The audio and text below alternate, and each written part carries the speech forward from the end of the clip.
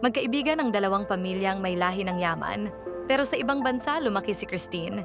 Kaya wala silang ideya kung sino ang susunod na magiging bahagi ng buhay nila.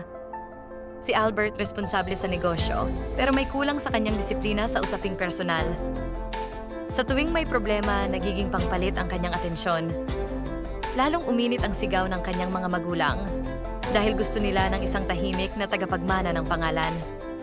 Si Christine naman, tahimik at masunurin, ang tanging ingay ay pagkatok sa panalangin. Nang bumalik sila sa Pilipinas, hindi lang pag-ibig ang hinahanap ng mga magulang ni Albert. Kailangan nila ng babaeng may reputasyon na maaasahan. Sa gabing magkausap ang dalawang pamilya, pinakiusapan ng mga magulang ni Albert ang magulang ni Christine at sa pag-aalangan, pumayag. Pero nang marinig iyon ni Albert, hindi muna siya nagalit sa kasal. Nagalit siya sa pagkawala ng kontrol. Sa isip niya, may kapalit na katahimikan, may papel na dapat niyang pinirmahan, pero wala. Nakaramdam si Christine ng malamig na pananahimik.